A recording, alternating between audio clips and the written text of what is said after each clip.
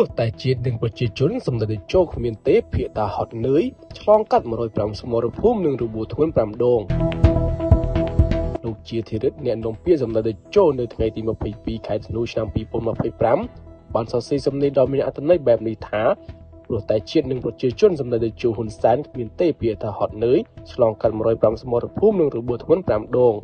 លោកជាធិរិទ្ធបានកត់ត្រាសំខាន់នៃបេសកកម្មរបស់សម្ដេចជោក្នុងបុព្វហេតុប្រជាជននិងមាតុភូមិយ៉ាងដូចនេះថា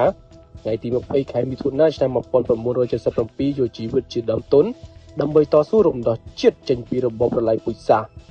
ថ្ងៃទី22ខែតុលាឆ្នាំ1996ធ្វើដំណើរចូលទៅតំបន់ខ្មែរក្រហមដោយយកជីវិតទៅបដូរនឹងសន្តិភាពសម្រាប់កម្ពុជារហូតបញ្ចប់សង្គ្រាមស៊ីវិលបានទាំងស្រុងនៅក្នុងថ្ងៃទី29ខែធ្នូឆ្នាំ1998ដឹកនាំកម្ពុជាពីគំនុំផែផង់ឲ្យមានការអភិវឌ្ឍក្នុងកំណើនសេដ្ឋកិច្ចខ្ទង់ 7% ក្នុងមួយឆ្នាំជាង2ទសវត្សរ៍នៅមុន COVID-19 បើតាមលោកជាធិរិទ្ធបច្ចុប្បន្នសម្ដេចតេជោកំពុងរួមជាមួយសម្ដេចធិបតីផ្ដល់យុទ្ធសាស្ត្រដល់បណ្ដាមេទ័ពទប់ទល់ជាមួយសត្រូវឈ្លានពានគ្រប់ពេលដែលជាតិនិងប្រជាជនជួបការលំបាកតែងតែមានវត្តមានរបស់សម្ដេចជានិច្ចជីវិតសម្ដេចជារបស់ជាតិខ្មែរអ្នកនាំពាក្យសម្ដេចតេជោរូបនេះបានគូបញ្ជាក់ថារាល់ពេលប្រចាំការលោកតែងតែតំណាងឲ្យសហការីស្ដាប់ពីបទពិសោធន៍ក្នុងការភ្លុកភ្លើងសង្គ្រាមនិងដឹកនាំប្រទេសដោយលោកតែរំលឹកជារឿយៗថាជីវិតហ៊ុនសែនមិនសមបើកអាចរស់ហូតដល់ពេលនេះទេព្រោះឆាកជីវិតវាលំបាកពេក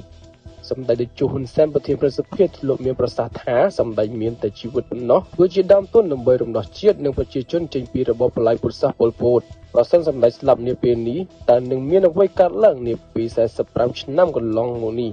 សម្ដេចតេជោយកជីវិតទៅបដូរយកការរស់រានមានជីវិតរបស់ប្រជាជនយកជីវិតទៅបដូរយកសន្តិភាពជូនប្រជាជនតាមរយៈនយោបាយឈ្នះយកអំណាចទៅបដូរជាមួយសន្តិភាពនិងការអភិវឌ្ឍរយៈពេលវែងតាមរយៈផ្ទៃការដឹកនាំចំនួនចាស់ទៅកាន់ចំនួនថ្មីសម្ដេចមានប្រសាសន៍បន្ថែមថាចូលចាំថាគ្មានជោគជ័យឬលទ្ធផលណាមួយដោយគ្មានការបង់ថ្លៃឬការលះបង់នោះឡើយ